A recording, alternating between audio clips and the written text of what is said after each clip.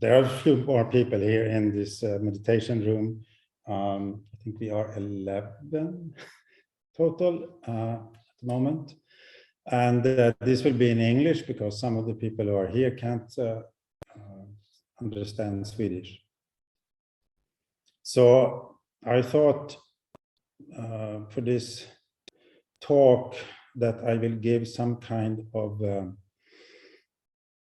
explanation of what Zen Buddhism is actually, which hopefully will give some understanding of what we do here at Zengården, who is the main temple, head temple of Zenbuddhistiska Samfundets, who has city centers in different places in Sweden and Finland and Scotland and Germany.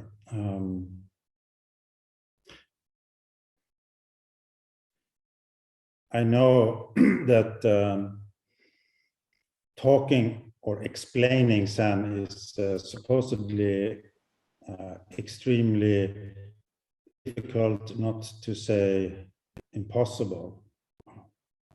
There is this famous story about the old Daitetsu Suzuki, who was a Japanese kind of popularizer of Zen in the West in the 50s and 60s.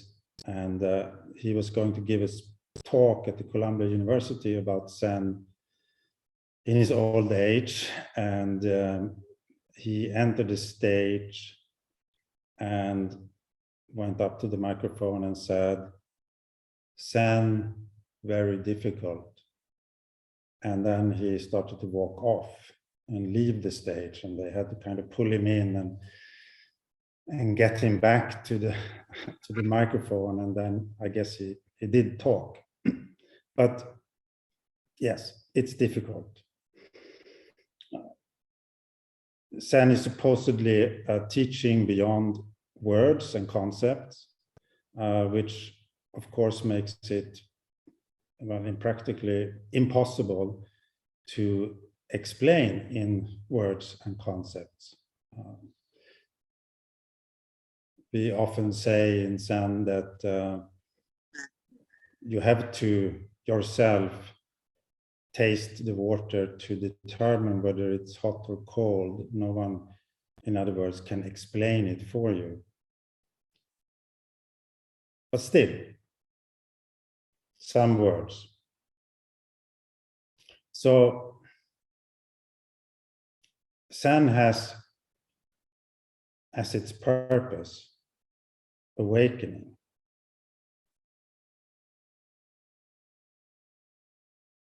And awakening is for the liberation from greed, hate, fear, and confusion. This is the simple shorthand explanation of what Zen and Zen practice is all about. So let me say something about this word awakening first. Say awakening the mind. In the West, we are used to, I mean, at least for almost 200 years now, to hear the word enlightenment. And we think of the Buddha as the enlightened one. But this word enlightenment is, it's not even a bad translation. It's just simply someone made it up in the 1850s, some British journalist. The word used in Sanskrit is bodhi, which means to recover your consciousness or to wake up, simply spoken. Like if you're unconscious or in deep sleep, and then when you recover your consciousness means that you wake up. So bodhi means awakening, and the word Buddha that comes from bodhi means someone who has awakened or someone who is awakened. the awakened one. And this then is the sort of purpose of practice, of Zen Buddhist practice, is to awaken yourself.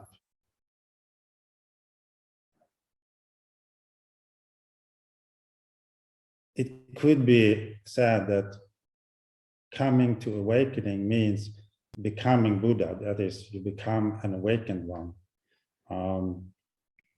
But we do reserve the title and the word Buddha for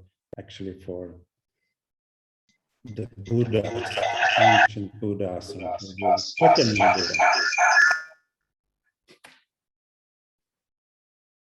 Someone's phone, microphone. Anyway, the purpose of awakening, the reason for awakening, is liberation. And liberation means liberation from, as I said, greed, hate, fear, and confusion. These are the sort of, they're called in Buddhist teaching, they're called poisons, kleshas. These are emotional states that poison the mind.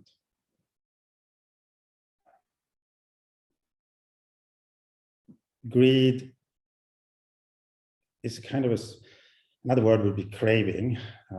It's sort of a desire running wild and becoming this sort of greedy, craving emotion, like I have to have this, or I have to get that, I have to keep this. Hate, in a sense, it is its opposite, meaning I don't want this, I want to get rid of this, I hate this, I can't stand this, I'm repulsed by this, this is disgusting, offensive, or whatever, all of these possible negative states of dislike, basically. Fear is usually, in many Buddhist teachings, is seen as a kind of it's seen as a part of hate, in the sense that you hate that which you fear, or you fear that which you hate. I think fear is usually such a powerful emotion in people that I think it's best to give it a separate sort of slot among these poisons, these mind poisons. So we have greed, which includes desires, or craving. We have hate, which includes all kinds of ill will or animosity. We have fear. And then there is the mind state of confusion, where we simply don't know who we are, what we are, what's the purpose of this, what's the meaning of that, what do I want to do with my life, and just a general kind of confused state. These are called, traditionally, these are called poisons, because they said, as I said, poison the mind. But I think they can be called drugs, meaning that, yes, they can be poisonous, like all drugs can be, but they can also be medicinal. They can be medicine, like most drugs can be, depending on circumstances and how you use them. In the teaching of Zen, one of the strongest and most addictive of the mind drugs is thought. And the understanding is that we are all, to some extent, addicted to our own thoughts. And thoughts confirm and strengthen different emotional states. And emotional states, like fear, for example, strengthen the thoughts. Now, thoughts, as I said, could be or can be like medicine. There's nothing wrong with thinking in itself, and not much human activity will be done without thinking. But thoughts can, and very often, becomes poisons. Like when we can't fall asleep at night because we can't stop thinking. And thinking is fueled by emotional states, greed or hate or fear or confused states. And when we wake up in the morning, thoughts fall over us. And even though many of these thoughts that we are kind of stuck with, that are actually quite poisonous to us, at the same time, we are addicted to them. We can't help thinking about them. We can't help feeling stressed about this and that, and obsessing and thinking and thinking and thinking about stuff. So, as I said, awakening supposedly liberates us from these poisons so that they can be medicinal instead for just poisoning the mind all the time.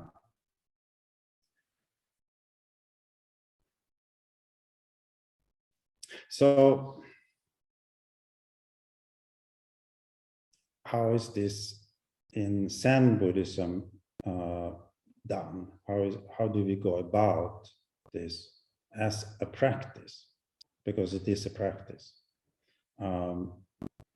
We sometimes say that Zen is not philosophy, it's not really psychology.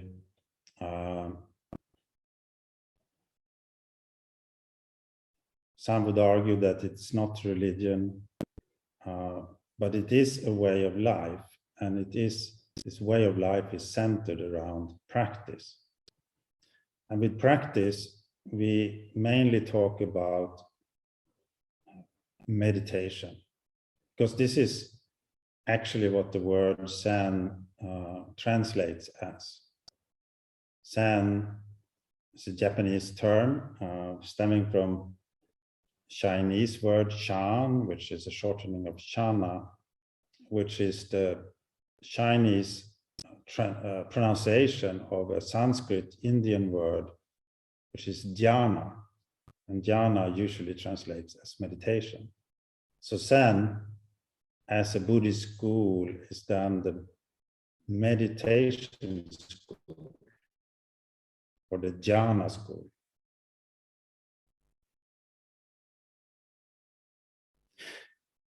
It doesn't mean that everything else, like ethics, Buddhist ethics, morality, behavior,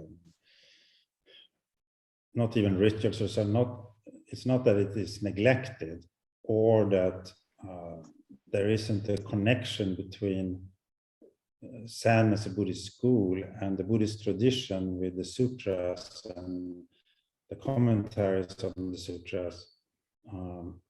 But the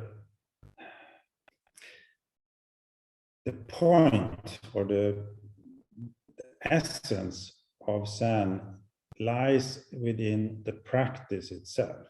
It is, as I said, a way of life, and it is a doing. It's something that you do. So you can't really be a theoretical Zen Buddhist. to be a Zen Buddhist, you actually have to practice it, to do it. So what we do mainly is meditation, or it's called in Zen, it's called zazen, sitting meditation. And I will say something about this, just, yeah, to kind of describe it for those who might not be aware of what this is about. So we say that when you start doing Zen or zazen, seated meditation, you need to adjust the body, the breath, and the mind. And adjusting the body means that you try to find a posture that you can sit upright in, like I'm sitting now, more or less, or the people you can see on the screen. You sit in an upright posture where you don't lean necessarily on anything, but you're sort of resting on your own body, but you have the spine straight, the head up, the eyes lowered, and you try to find a way to sit like this. The lotus posture is probably the best, where you can relax. That is, it's not a tense posture where you keep yourself up with lots of muscle power, but you find a way to sit upright and let the body relax on itself. So the shoulders are relaxed. When finding this posture, it's also much easier to find the breath. This posture, it's not, for most people, especially these days, where we are used to sitting in chairs and used to bending over computer screens and so forth, or phones, this posture to adjust the body takes some time. And even in the olden days in Japan and China, they said that it takes 3 years to find your seat, that is to find the posture where you can sort of be in the posture, relaxed in the posture. And the good thing with this kind of posture, like sitting like this, is that you can sit still without moving and do, I would say, minimal harm on the body, on the physical body. Almost any other posture that we usually take, like sitting in a chair or half lying down in a chair or a bed, isn't very healthy for the body, especially if you're going to try to sit like that still for a long time. That's why most people sitting in chairs and so forth are changing the posture all the time, relieving stress on one part of the butt and then the other, and changing posture here and there. But in meditation, we try to sit very still, because the first step of stilling the mind is to still the body. So we adjust the body, and when the body is adjusted, when we have a good posture, then it's also easier to, as I said, find the breath, which means that we have our attention on the lower abdomen, and we inhale and we exhale naturally, and just sort of notice the inhalation and exhalation. I say in the lower belly because this is sort of, in a way, it's sort of the ideal breath,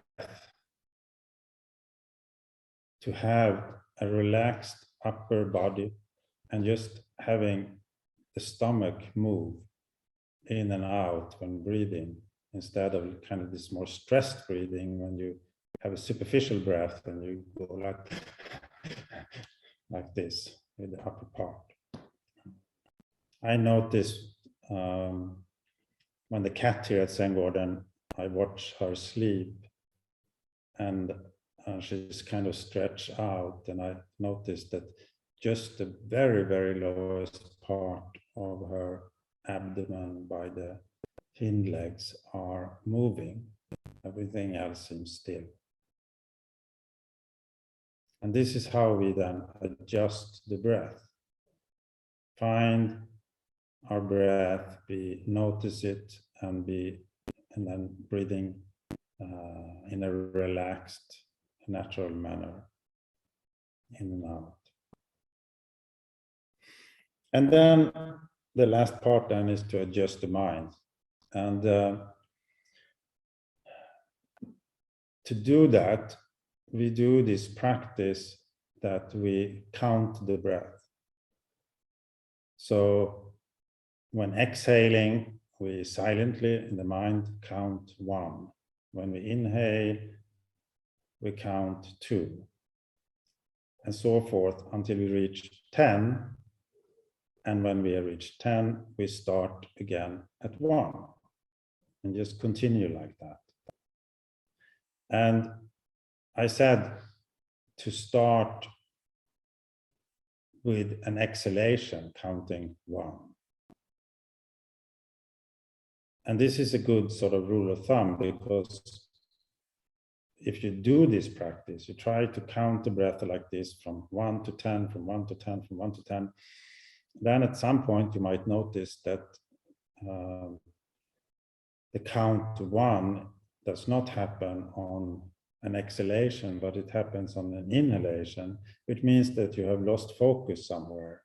And this is the idea about this adjusting the mind, that you practice the ability to keep a sustained attention on one thing. So when you do this practice, you will notice, which everyone does, that the mind is full of thoughts, and the thoughts are kind of swirling around, going to all kinds of places. And suddenly you have no idea where you were in the counting, for example. Or some people find that they get sort of stuck, that they just daydream or think, but somewhere in the back of the mind, there's this counting going on, but it's kind of stuck, like 3, 3, 3, 3. Or you notice that you're counting 76, 77, 78, then you either misheard the instructions, or you more likely lost your focus completely, because you're supposed to count to 10 and then start over again. So when you find yourself having lost the count, being lost in a thought or daydream, then you gently turn the mind back to 1, counting, and then you keep doing it.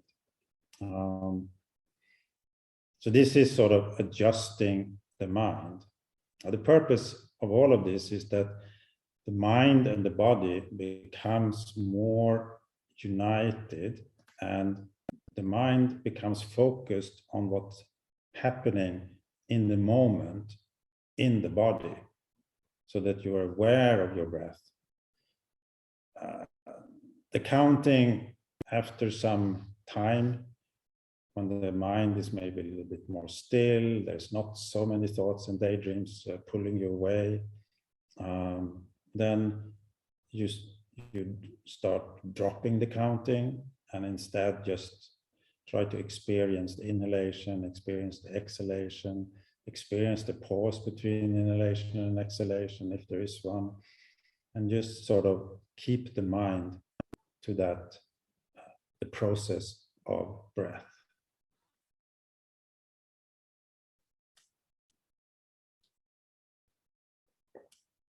And then later on in practice, when this becomes more natural, when you can keep your mind in this sort of attentive, aware state, without constantly losing yourself in thoughts, then at some point you can drop this focusing on the breath and just sit, which means that you're just being aware of the body, the breath, the mind, whatever thoughts comes in and out, but you don't get stuck in anything.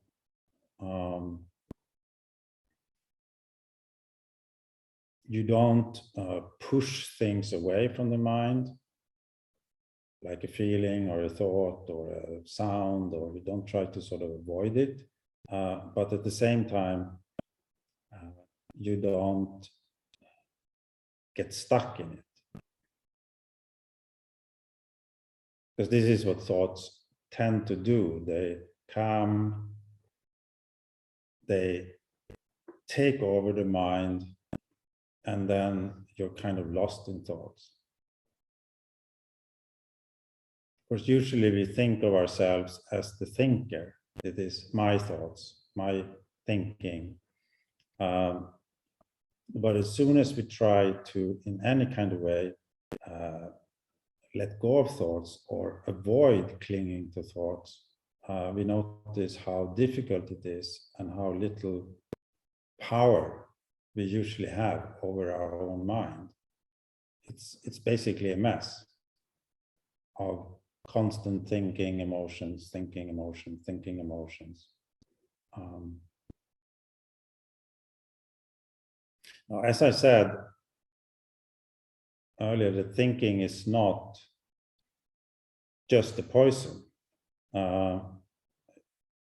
Thinking can be extremely helpful. But when we practice this, we can start to notice how often our thinking is self-destructive or just being basically destructive, that we hurt and harm ourselves with this constant voice in the head going on and on about this or that, worrying when our worries doesn't help at all, brooding and thinking about the past, even though it doesn't really help anymore.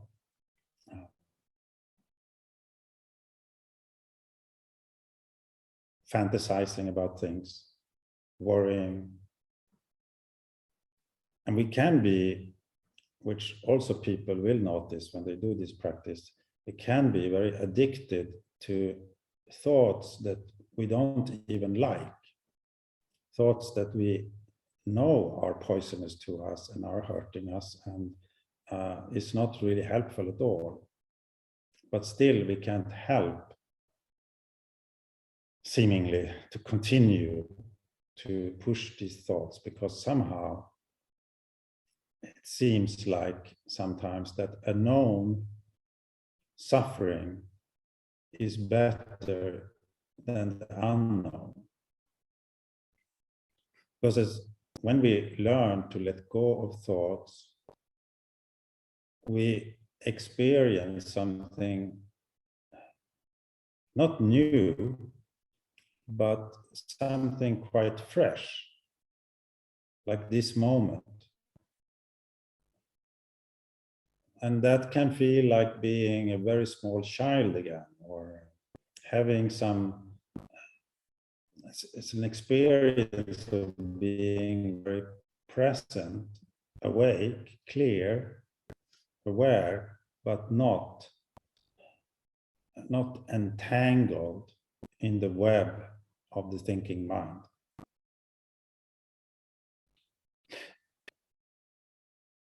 And with this clarity, or with this stillness of mind and clarity, comes an awareness of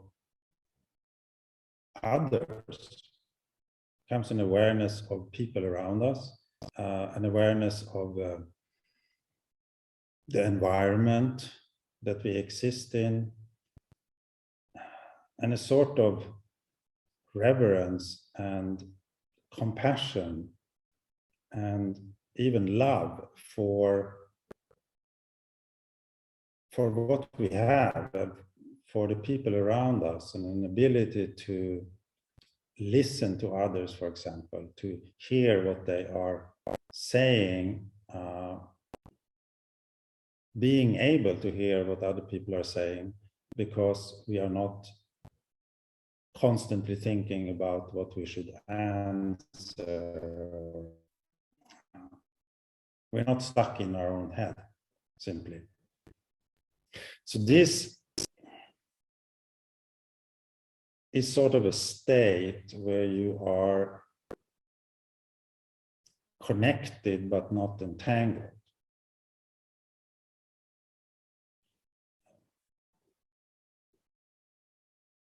Now, practice like this, as I said, it's a way of life.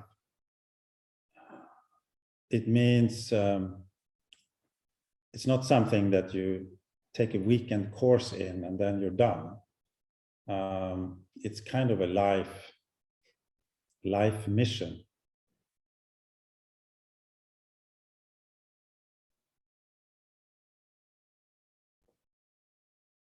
Now,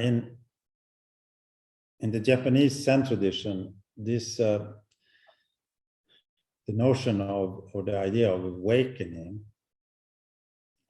realizing your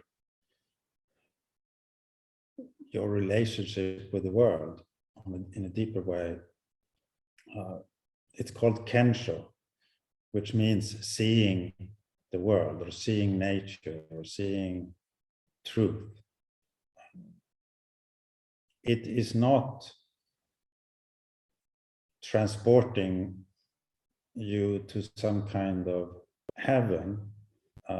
It's not really making the world a better place. There will still be pandemics and injustices and all kinds of sufferings that we need to deal with as individuals and as societies and so forth. But it does bring a sense of connectedness, which makes you not a stranger anymore. When feeling like a stranger in the world is the term we often use is separation, that we feel separate. And this practice aims to overcome that.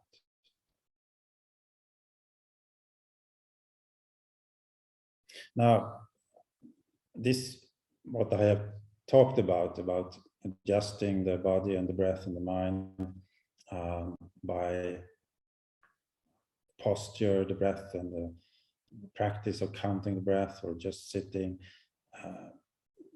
This is certainly not all of what the Zen path is about. There are koans to work with, and there are all kinds of practices that people do when they have more, well, maybe being more used to this, having more practice. And it's also something that requires the help of a guide or a teacher. And this is what Zen teachers like me is for, to provide guidance for people who want to do this practice seriously. And this is, of course, why Zengården exists and why people live here and do this. It's because they want to do this practice.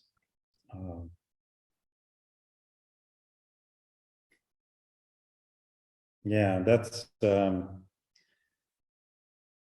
36 minutes of solid talking, and I don't want to bore you to death. So I have no problem with questions, either from the room here. There are some people who are just here very briefly, and or from, if it's possible, through the Zoom thing. we still have like 25 minutes, 24 minutes. So I'm not going to say anything more now without questions.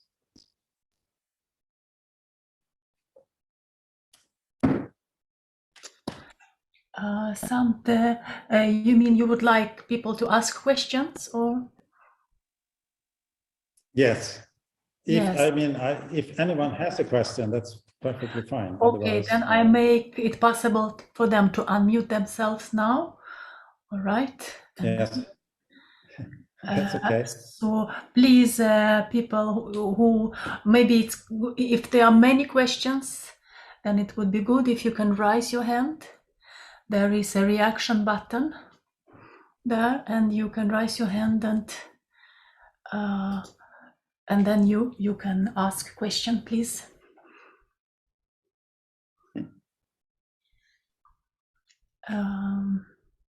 Anyway, because I cannot see when you raise your hand physically, I can only see it when you press the button, reaction button, like raising hand. But if you don't know where the button is, you can just unmute yourself and you can ask directly here.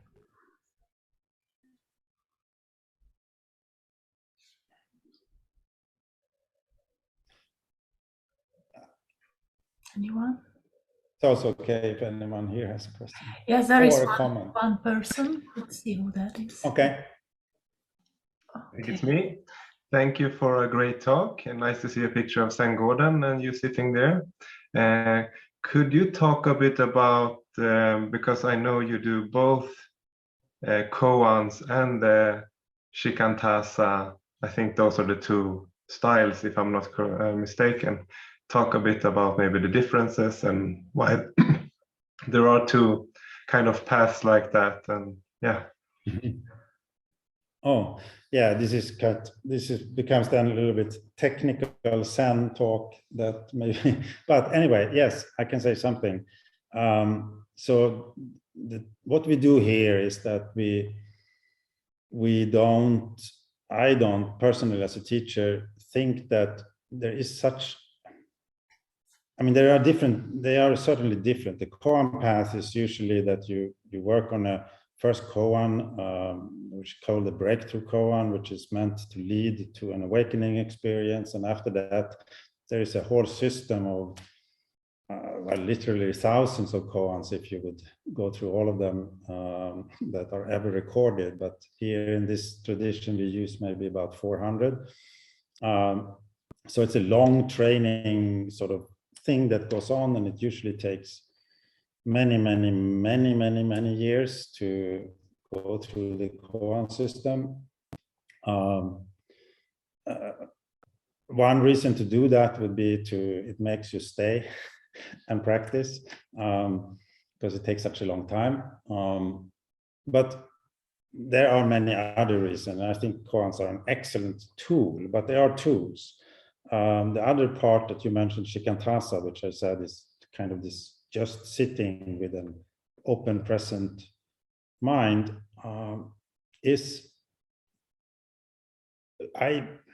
my understanding, my feeling is that is sort of the basis of all of the practices.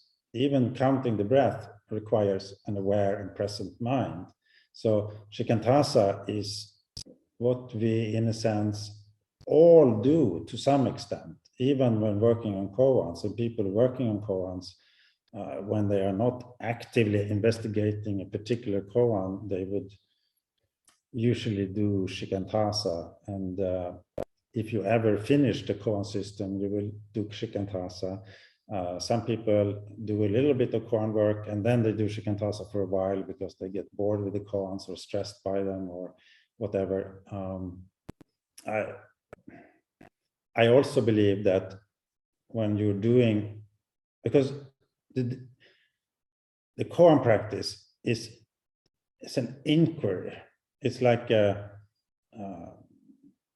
it's sort of an investigation of something, of the mind, or the relation between the inner and outer, for example. And this, to work on a koan, you have to have a mind that is investigate, that it wants to investigate, it wants to look into, actively search, in a sense. And when you're doing Shikantaza, many people who do Shikantaza just sitting also find that they are doing some kind of investigation. That is, after sitting in Shikantaza, you notice that there is a mind there that is observing everything, even if that mind is very quiet and still. And then it becomes like a sense of wonder, a kind of questioning that is very much like working on a koan. So yeah, that's my very complicated answer. I think you can do both, a little bit of each, and sometimes switch back and forth, even though in other traditional Japanese Zen schools, there's usually either or. Either you do only Shikantaza or you do only koans. I think there are benefits with both systems. Yeah. Thank you. Thank you.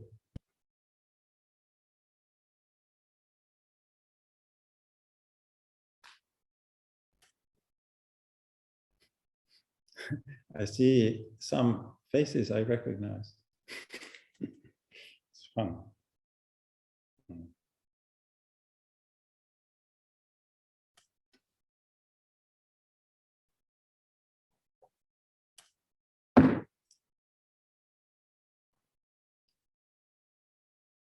Yeah.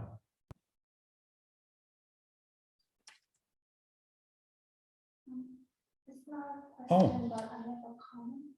Excuse me? It's not a question, but I just have A comment? an emotion I want to share. Yes, please. So, to those behind the monitors, I am an artist in residence here that has been staying in Zengården for about a week now. Thank you to the generosity of Zengården, Sante Paromaa Roshi, and everyone else. And while I was listening to the talk, I was replacing the word Zen with art. And I am always confused, like, what is art? What does it mean to be an artist? Isn't this like a very selfish thing? And just why is it that I know so much? And when Sante said, you are like practicing Zen, you're not like, you can't be a Zen, or I'm not an artist because I have an art degree. I'm an artist because I practice art, and that is my daily steps I take. And even though it's not gonna change the world drastically, it's still my way of being connected to everyone else and feeling less lonely. And I just feel really emotional about that. And I wanted to say thank you openly, and thank you to everyone for this beautiful experience. Thank you, Minji. Yes, we do have a group of artists here we started this artist residency at Zengården about 3 years ago or so. So we've had small groups of artists who are not connected in any kind of way with Zen or our organization, who can come here and stay for a week. And I think for us living at Zengården, it's very healthy to have people coming in from the outside, especially. I think art is extremely important. And I also, Minji, I see Zen as a kind of art form, basically. Yeah. A very strange art form, but still.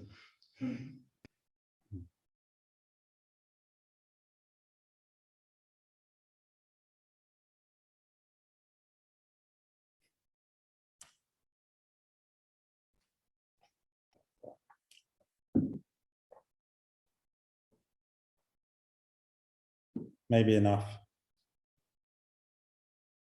I'm happy to end it now.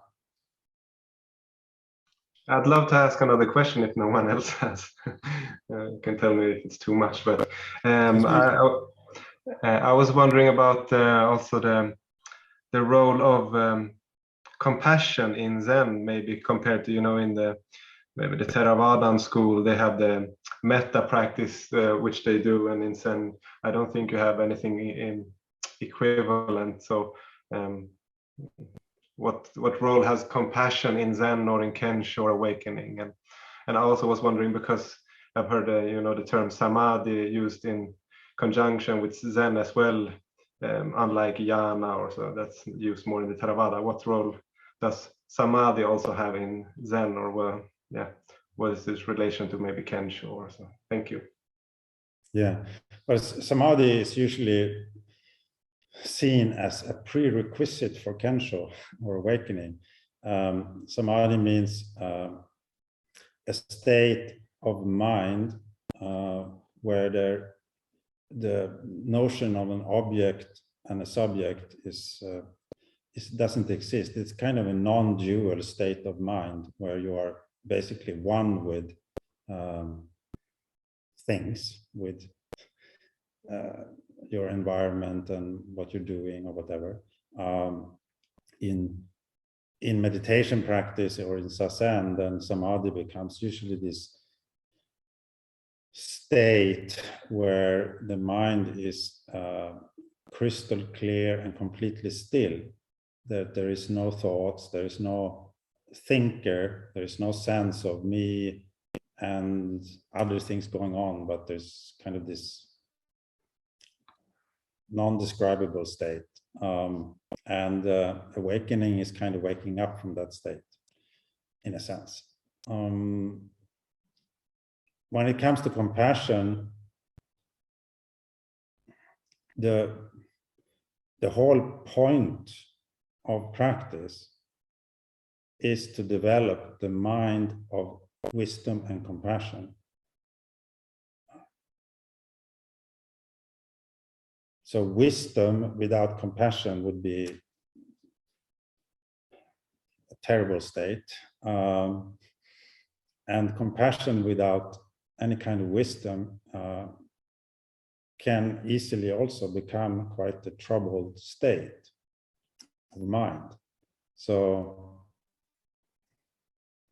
the union of wisdom and compassion, that is kind of the traditional Mahayana Buddhist way of looking at the purpose of practice.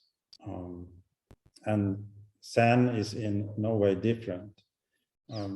But even though, like the Metta Bhavana practices or the 4 Brahma Viharas and this kind of practices that are common in Theravada and also in some Mahayana Buddhist schools are not formally done in Zen, but some people do it anyway, and I think it can be a helpful thing.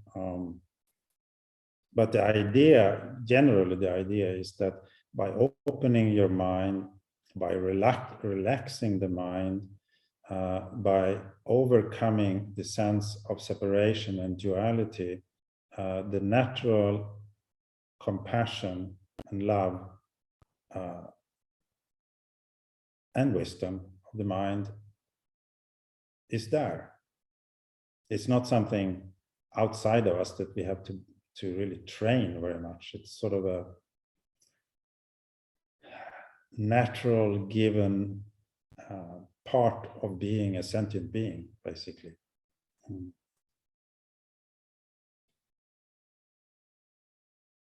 Yeah, I don't know if that answers the question, but beautiful answer. Thank you very much.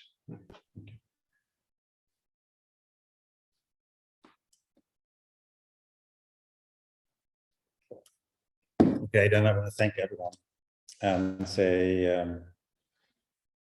good night, and happy that you came and visit Zengården, even though in this format. And maybe you can come here in the flesh someday.